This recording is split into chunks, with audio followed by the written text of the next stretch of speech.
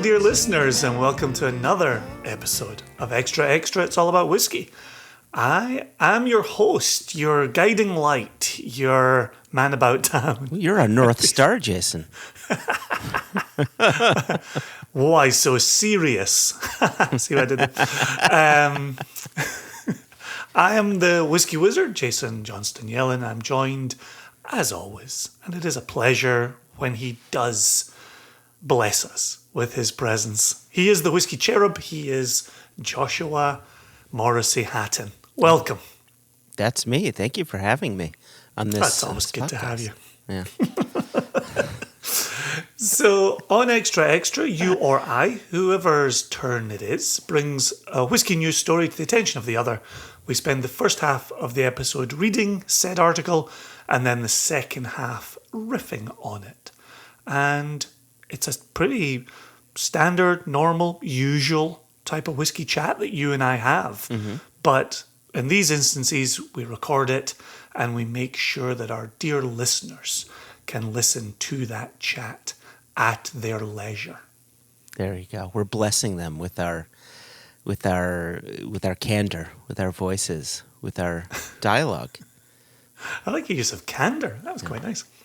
So, you know, we do a yin and a yang thing here where we talk about the down stuff, the tariffs, the exports.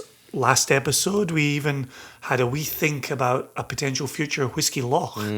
And so this week, I bring you something that I think is a little bit more upbeat, but it also gives us a chance to talk about the industry, which is really what we're always about here. I'm also going to say, I found this in the Scotsman, which is a national newspaper in Scotland, and once I read through it on the Scotsman, it said an earlier version of this article appeared on our sister site at the Falkirk Herald. And so, credit where credit is due. This week, we are pulling an article from the Falkirk Herald. Amazing. Jason, did you ever think that we would be bringing a story from the Falkirk Herald to Extra Extra? I didn't. I really didn't. But I'm really happy that we are. And so this one, there's a personal connection for me on this one. About 18 months ago, I had driven through to Falkirk to see the wonderful Ali Walker when he was opening up, a new office for himself with Infrequent Flyers, his independent bottling company. Yeah. And before he and I went out for some dinner, as a lot of gentlemen say to me in the industry, he said, "Let me show you something." And the deal was we had to jump in his car, which, not a problem.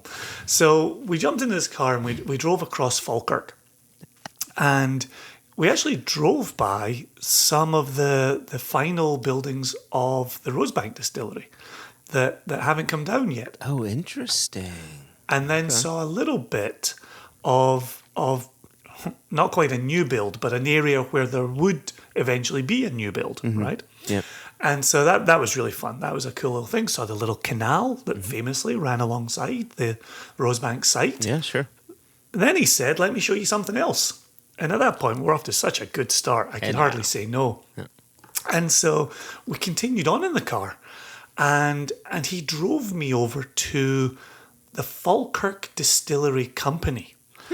And that's a great face. I'm glad you're making that face. Yeah. Brilliant. Okay. Brilliant. Say what now? And so we drove in, and it sits on a very large parcel of land. And beautiful building, but nothing was happening. And as of 18 months ago, Ali had said to me, this has been on the go since around 2010. And no one really knows what state the project is at. Oh, wow. It's just kind of stalled. It was just a sign, or was there... No, there were buildings. There were buildings, structure in place. Buildings had been built. There were windows. Yeah. Some parts were boarded up. Some parts were, fresh glass. Okay. Not even boarded up. And so it looked like it was on its way to be something really quite special, But Ali had said at that point, I don't know where the project stands. So when I then, in preparation for this episode, came upon the Scotsman article, which led me back to the Falkirk Herald article, I'm very pleased to say the headline is Dream and Dram Come True with First Single Malt at Falkirk Distillery. Wow. Okay. Subheading, a decade-long wait for Falkirk Distillery Company to start distilling single malt whiskey is finally over. The article is written by Jonathan Riley, and it was published online Friday, 19th of February of this year. Yeah. But if you listen carefully in the article, you're going to find out a little bit more information. So Jonathan, in his article, says the firm... I'm going to find out that he actually wrote this story 10 years ago and just had to wait. He's had it in his top drawer. Wait a second. You didn't tell me that you had a whiskey. I need to pour a whiskey. Oh, actually, it's a whiskey that I poured last night that I didn't finish because I fell asleep reading my book. Okay. And so it was capped, and now I'm just kind of finishing the dregs. Okay. So, Jonathan writes, the firm first received planning permission to build its premises in Grand Sable Road, Polmont, in 2010. Polmont just being a region of Falkirk, an area within Falkirk. Thank you. However, issues involving its proximity to a section of the Antonine Wall, as well as the coronavirus pandemic, meant plenty of patience was required before the business could officially begin operating in earnest. You're familiar with the Antonine Wall? I'm not. Could you just like the other place was a part of Falkirk, and I've already forgot that name. Could you tell us? Polmont, yeah. Pullman, Washington. Yeah, Polmont. Can you tell us what this wall is? So famously, Hadrian's Wall ran from the Solway to the Tyne and kind of now marks the modern border between England and Scotland. Okay. But back in its day, it was kind of the Roman advancement through what's come to be known as England as they were embarking upon Scotland, then known as Caledonia, right? So it was Britannia and Caledonia divide. I want to say a few decades after Hadrian's Wall, which was built from stone, right, as a fort with gates, trade moved between. Sure. Antonine, who'd taken over for Hadrian, he built his own wall between the Clyde and the Forth. So essentially Glasgow, Edinburgh. Yeah, right? Sure. Yep. So essentially between those, but coast to coast. And whereas he had a stone foundation, his wall was made from turf. And there was decent height to it, right? Decent height. Apparently there was water on one side as well. And the idea was it was an extension north from Hadrian's Wall. Yep. So now to the Antonine Wall. So the Romans have expanded, right? Okay. But also, with the same idea, the Caledonians attacking from the north would have this divider that was now farther north than Hadrian's Wall, right? Okay. So there you go. So really all that's left of the Antonine Wall are occasional portions, and that was only the stone foundation of it. Nothing going beyond or higher than the foundation. Oh, so all in all, it's just another brick in the wall. Is that what you're... Well, technically it's turf, but to make that work, I will allow it. Thank you. So founder George Stewart said it was a dream, or perhaps a dram too many, that brought about the initial idea of building his very own family-run whiskey distillery. After more than 5 decades spent running local businesses, the Stewart family celebrated in July 2020 when the distillery became fully operational. So that's one little breadcrumb through this article, okay? July 2020, distillery became fully operational. There was further reason to be pleased late last year when Falkirk Distillery Company started producing a spirit for the first time. Here comes your second breadcrumb. Fans will have to wait until October 2023 before sampling its whiskey, as a spirit isn't whiskey until it has been distilled for at least 3 years. A wee mistake there. A wee mistake from Jonathan. Matured in oak for 3 years there, Jonathan. But we got it. We got the general thrust of it. Yep. But isn't that interesting? July 2020, they were fully operational. October 2020, they laid down that first spirit that would begin maturing for 3 years. Yeah, I caught that 3 month. There's a 3 month break there. Right. Yeah. Testing the system, getting your wood lined up, getting your warehouse complete. Yeah, so, there's a lot to be done in those 3 months. And actually, if memory serves, October 2019 is when I actually viewed the buildings with Ali. Okay, so no spirit had been running at that point. It was still... And they hadn't finished the build. Yeah. Right? Okay, yep. Okay.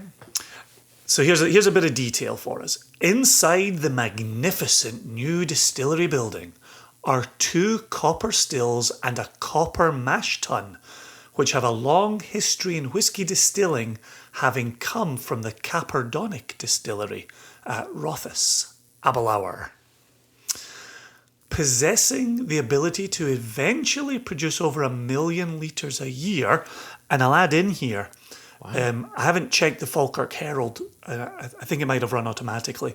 There's a video where you can actually see an interview with founder George Stewart, where he says if they were to run a triple shift, they could actually produce 1.5 million litres a year. So this is not a minor operation. This is decent. And that's the part we're going to come back to in the second half. Okay. So, possessing the ability to eventually produce over 1 million litres a year, side comment from Jason, although with a third shift they could produce 1.5 million litres a year. Falkirk Distillery Company's goal is to make a light lowland malt appealing to a wide range of spirit drinkers. I want to come back to that in the second half as well. Mr. Stewart said the whole process to date has been one of passion and patience. We have invested heavily in time and money to create something we hope the local area can be immensely proud of. We are overwhelmed with the support shown already from the local area and whisky community. There is something about whisky that really brings people together. Our expectations are that over 80,000 visitors will come through the doors here every year, and that has to be a boost for the local community. And then he added, furthermore, once fully operational with tours and our restaurant running, we will require well over 60 staff members. Wow. Okay. Right? Very busy. Busy place. And it's set up, just like you and I have talked about previously with somewhere like Annandale, which is set up to receive bus parties, coach parties, coaches and buses of tourists. That's what I'm saying. This Falkirk distillery is set on a parcel of land that will allow them the space for buses to come through as well. That's how you hit those types of high numbers. So then Jonathan, the journalist here, continues, whisky lovers can now sign up to be a founding member of the distillery, and for those who wish to invest further, there's an option to own your own cask in either a first fill bourbon or a sherry hogshead. Distillery manager Graham Brown, formerly of Distell, and who spent time with both Deanston and Tobermory distilleries, is overseeing production and admits something special lies in wait. He said, our main aim here is to focus on the quality of the spirit. There is no rush to just put anything out to market that we aren't immensely proud of, and we believe that will show in the final product. And then we go back to The journalist, with production now well underway, customers and whisky fans can follow the journey online until COVID restrictions allow for the completion of its visitor centre. Tours of the distillery will then be available year-round, with a restaurant and tasting event centre planned soon after. There you go. So, it's interesting. When Ali and I were there and we saw the bones of this, it wasn't clear what was happening inside just yet. It's interesting, in a response to a pandemic, they've gone ahead and completed the production side of the business, but not completed the restaurant, which they wouldn't be able to run during this pandemic anyway, nor complete the visitor centre portion of things, which they wouldn't have open during this pandemic anyway. But they've started laying down casks, and now they've started selling these casks as well.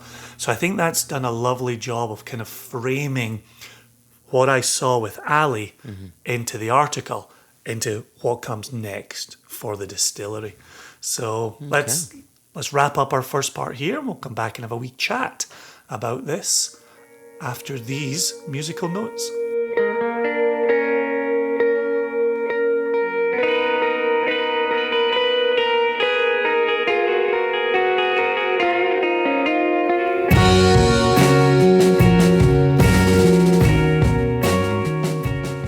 Just before we jump into the second half, I do encourage listeners of Extra Extra to go take a look at our Extra Extra Facebook page, where we will post the link to this. Go forth, watch the video. There's actually a nice little bit of additional information shared by founder George Stewart that didn't make it into the article. And there's some nice outdoor drone footage, as we've now become accustomed to. And then there's some nice shots inside the production area as well. And you can see those stills that have come in from Caperdonich. Beautiful. Beautiful. So with that said, Joshua, last week we were starting to talk about the potential for a whisky loch, the changing landscape that's occurred over the last 10 years. It's so interesting to me that here we see a project that had its starting point in 2010, the same year you and I had the conversation about launching our company. And then we moved on it and got the wheels rolling in 2011. Here they've gone through this 10-year process, stops and starts. Given what we've talked about previously with the changing landscape of the industry, what do you think a project like this looks like in 2021? A Lowland style spirit, 1 million litres annually. Well, the timing is interesting because as we've now heard, they started building this 10 years ago, right? Now 11 years ago. So I think had you asked me 10 or 11 years ago, A, your question would have been a bit different, and B, well, just we wouldn't be having this conversation, would we? Correct. Right? Correct. Right? Obviously, I wish them nothing but success. I do have a concern, and as do you, and as do others in the industry, that we're going to see things starting to slow down a little bit, right? Maybe some taps get shut off. Maybe they just start trickling out instead of pouring out. And so that has me concerned. The other part of this that has me concerned, not just for this distillery, but for other distilleries, but for this distillery specifically, is with them being able to put out 1 million liters of spirit per year, I would say, in order to keep lights on, in order to keep people employed, you need to be producing enough spirit to go into blend. There's no distillery I can think of that's going to come out the gate just filling nothing but single malt. They're going to have to start selling some of this all off for blend. And we're seeing blends go down in popularity. now to the tune of 88 to around 90% of the overall whiskey sales, when traditionally it was around 95%. So this, I think they're going to be in a rough spot. Let me add one last thing. From a blend perspective, having a very soft, subtle spirit, if it is consistent, then I think that would be good for a blend. If it's a very striking style, that could potentially put them into a difficult position. So I do like that they're saying, you know what, we're going for this soft, subtle, pleasing to everyone style that I hope works better for blends if they're looking to just sell that stock. Yeah, and to be clear here, and I revisited the portion of the article, and it says possessing the ability to eventually produce over Sure. 1 million litres a year. Yeah. And so there's nothing in the article, and I don't recall anything from the video that said what they're starting with, what output they're starting with. But it is interesting that to open a modern distillery is to open with a visitor centre and to understand your foot traffic numbers. It's to open with a cafe or a restaurant, a place where people can actually spend real money in real time that can support staff and pay bills and so on and so forth. And it's selling casks directly to consumers. Like those three things are points 1, 2, and 3 on how you open a modern distillery. And to have lost the ability for the restaurant with the pandemic, to have lost the ability to draw in the foot traffic with the pandemic, now you're throwing your lot in with direct-to-consumer cask sales, which, yes, we know we've been watching for, a couple of decades now, where that's key. That's hugely important, and consumers excited about what they might own in a further 10 years or so. You still get the money in the door today to pay the bills, to pay the staff, to continue on with other builds. So, in seeing what they have in front of them, it seems savvy. It seems like they understand what they're getting into. They understand the needs of this industry. As to selling blending stock, I agree with you. I think that's a key part of opening the doors, and especially having any kind of volume worth selling. But who's taking on a brand new distillery in a blend? Right? So many well-established blends that need volume already have their partners.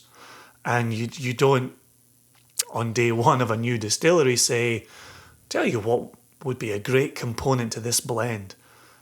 This newly started anonymous distillery. Yeah, maybe you're right. I'll be very honest in saying I personally simply do not know enough about that world and how the world of blends and trades for blends and selling spirit for blends works. 10 years ago, we didn't know how independent bottling worked, and we learned a lot along the way. So my guess is there's bits of the industry we simply don't know about that maybe they do know about. This could not be a better setup, Joshua, because our very next episode of One Nation Under Whiskey, we're going to talk with Nick Ravenhall, the new managing director at RØDE Distillery. Yes. And we will be able to ask those very questions of him. Perfect. And see what he's willing to share, see what he's willing to admit to.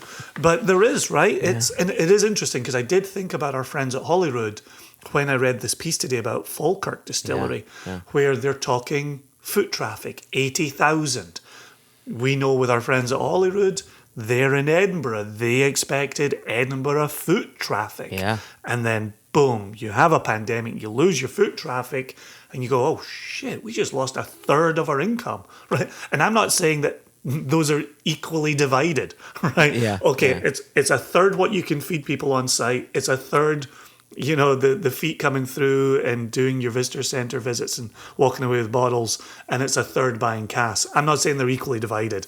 I'm just saying you've lost one leg of the stool. Yeah, exactly. When you've lost your foot traffic. I gotcha. So, I think when Nick comes up, we'll be able to ask him, what do you pivot to? What does that look like? I think it's a very real question, and hopefully he'll be up for answering it, and we can think of friends we haven't yet met at Falkirk Distillery when we get those answers coming in from Nick as well. Yeah, 100%. So let me ask you, because I'm always intrigued when I see the words light lowland malt. That's a category distinction. And I think as one opens up a distillery, and I think of our friends at Kilchoman and Anthony Wills and family and what they've done over there. They came online, they had Isla single malt. They were the first distillery on the island, 125 years. They had a lot in their back pocket at a time when peated whiskey was really exploding and young people were getting into peated whiskey, and now they had this fresh distillery to get behind and to follow. We don't tend to hear people talking about being excited about light lowland malt, and perhaps we'll see a return to it. Right, we're 10 years removed here. Right, we're a decade along. Maybe that's going to be a flavour profile people will start pivoting to. I'm curious on your thoughts on when it comes to a particular categorical style. Well, I don't disagree with you. When it comes to whiskey, it seems more and more people are looking to expand flavors, to go to more extreme flavors, right? You see plenty of Speyside and Highland distilleries now experimenting with peated malt, and now mezcal and tequila casks are available, so you're going to start seeing that. You've got even Irish distilleries, That's the one that I've been thinking of, is the rise of Irish. Right. You've got a bunch of Irish distilleries popping up, looking to do single malt, now playing with stout casks and IPA casks. There's a lot of experimentation happening. And as you were reading the article and as you were setting up the question, the implication seemed to be, is there really a cry for a delicate, soft style, given what how we've seen whiskey evolve? On the face of it, you'd say, maybe not. However, Rosebank Distillery is on the cusp of being rebuilt, reopened, spirit starting again, and that was a soft, delicate style of whiskey, triple distilled. There is a need for it, I think, and I think / hope, especially for this distillery and any other, say, the Annandales of the world and any other distillery that should be popping open in the Lowlands. My hope is that when Rosebank is reopened and starts releasing whiskeys, that maybe the Lowland region starts getting noticed a bit more. I mean, obviously we have Auchentoshan, right? But it's not a huge brand, but maybe that will change as Rosebank comes back online, because that is a name. If there was ever a name for a lowland distillery, Rosebank's a big one. Well, and also thinking about the more modern build at Annandale, and then thinking about the change in ownership at Bladnoch. Right? You've got people who have got skin in the game here to revitalise the lowland character. And, if it's been Glenkinchie and Auchentoshan for so long, maybe there is room to do something interesting there. It actually makes me think, in watching the video, George Stewart talks about being through in Rothes and talking to someone at a visitor centre up there. And I'm going to muddle the numbers here, but the point remains. The person at the visitor centre was saying, we've got 20 distilleries. within 15 miles of each other, right where we're standing. Yeah. We're all competing with one another for foot traffic. You're going to be in Falkirk, in the Central Belt, off a motorway. You're not going to be competing with the numbers that we're competing with. And it makes me think of the Lowland region writ large. Yeah. Is you're not wading into a saturated market. The concern might be the opposite. You're wading into a mostly ignored market. But that's true. But the potential is there. And I know that's their take at Annandale, is they can be a border single malt. They can own that category with two hands and say, this is the Borders, right? Writ large, Bladnoch, Rosebank when it comes back online, Falkirk Distillery, Auchentoshan and Glenkinchie. Okay, now you can start marketing your region again. Yeah. Listen, you and I are coming to this from a whiskey geek perspective. And the fact of the matter is, when this distillery, well, they are online, right? Their spirit's been running since October of last year. As they start releasing their own whiskeys and getting medals, the pedestrian consumer is going to find out about them, right? When they win the right awards. And who knows? It's a large enough distillery that if the make is good enough and the foot traffic is good enough, that a large player may say, you know what, do you want to sell us this distillery? And that's a great way of becoming a standard part of a blend. Right. So, yes, you are correct. Yes, you are.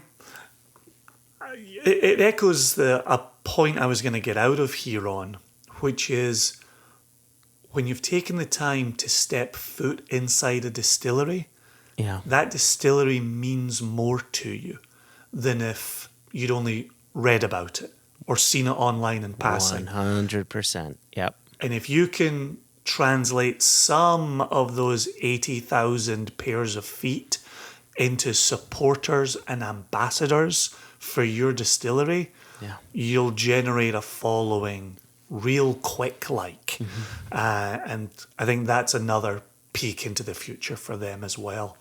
Brilliant. I love these conversations. I know that a new distillery, laying down new make isn't necessarily breaking news, but the types of conversations you and I have about who's now opening their doors, what are they producing, and who are they going to be selling to, it just fascinates me. I love having that conversation. Well, and I liked you bringing a positive story. And obviously we have to, also throw a little bit of realism on here and a little bit of trepidation. But all in all, it's hopeful. And I wish nothing but George Stewart and the rest of the team luck. I hope that we'll be able to visit the distillery, maybe meet with them sometime and taste their spirit.